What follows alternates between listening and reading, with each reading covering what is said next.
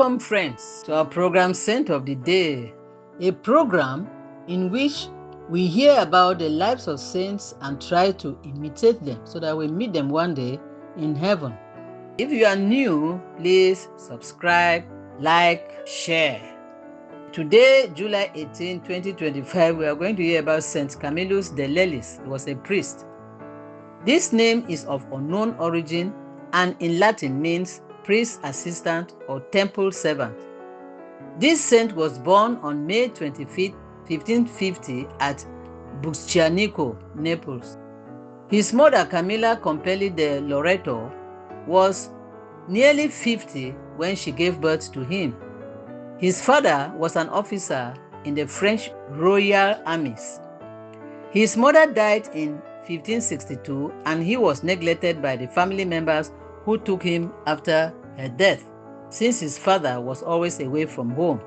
At 16, he joined his father in the Venetian army. He grew up with an excessive love for gambling.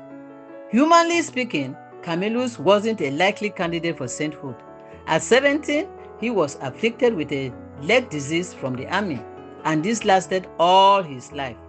In Rome, he entered the San Giacomo Hospital for incurables as both patient and servant, but was dismissed for quarrelsomeness after 9 months. He served in the Venetian army for 3 years. Then in the winter of 1574, when he was 24, Camillus gambled away everything he had, savings, weapons, literally down to his shirt. He accepted work at the Capuchin friary at Monfredonia and was one day so moved by a sermon of the superior that he began a conversion that changed his life. He entered the Capuchin novitiate but was dismissed because of the apparently incurable sore on his leg. After another stint of service at San Giacomo, he came back to the Capuchins only to be dismissed again for the same reason. Again, back at San Giacomo, his dedication was rewarded by his being made superintendent. Camillus devoted the rest of his life to the care of the sick.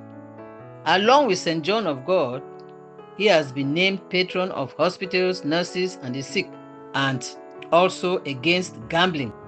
With the advice of his friend St. Philip Neri, he studied for the priesthood and was ordained at 34. Contrary to the advice of his friend, Camillus left San Giacomo and founded a congregation of his own, the Camillians. As superior, he devoted much of his own time to care for the sick. Charity was his first concern, but the physical aspects of the hospital also received his diligent attention. Camillus insisted on cleanliness and the technical competence of those who served the sick.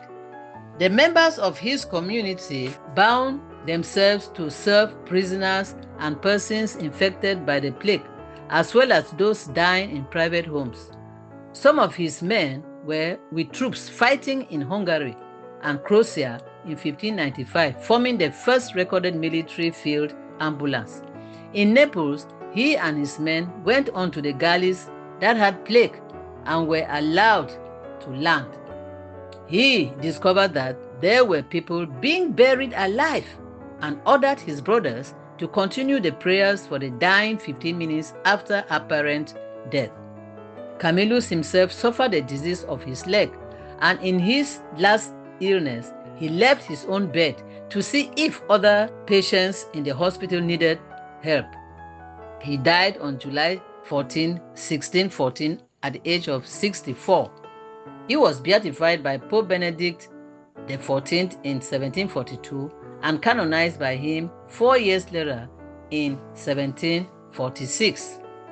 Dear friends, a saying in Pidgin goes thus, quote, "When banana get for ripe, it must ripe," end of quote. What God has planned for you must come to pass. See St. Camillus, who was not thought of for sainthood. We must endeavor to help people to achieve God's plan for them. Parents must indeed nurture the faith in their children. Husbands and wives must cooperate to deepen their baptismal grace. Friends must support each other, but all effort is only the dispensing of divine power. We must all try as if everything depended on us, but only the power of God can fulfill the plan of God for our lives. Let us pray in song. Our own hymnal number 62. Take my life and let it be consecrated, Lord, to thee. Take my moments and my days, let them flow in ceaseless praise. Take my hands and let them move at the impulse of thy love.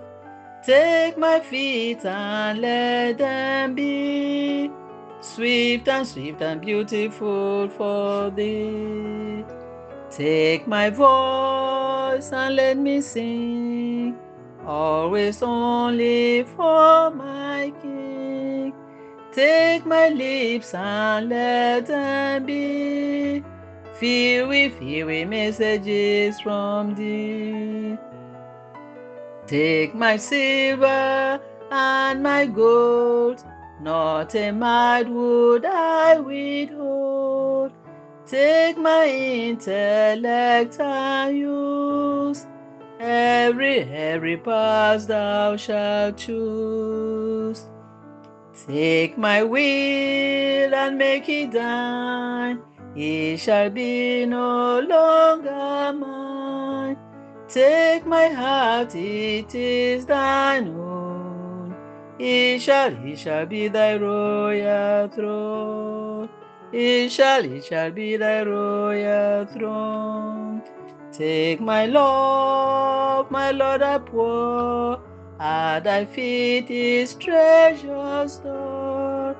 Take myself and I will be ever only all for thee. Ever only all for thee. Thanks for joining in the singing. May St. Camillus intercede for us. Happy feast to all Camillus and Camilla. Of course, my Carbon girl, Mrs. Camilla Bijinsi of Yaoundé, Cameroon, and Miss Camilla Ifioma of St. Joseph's Catholic Church, Kannapolis, North Carolina. Please, anyone, if you have not subscribed yet, do so now and be one of the return subscribers. It helps this evangelization process. Share the channel too. Thank you all again, and this has been Grandma Eliza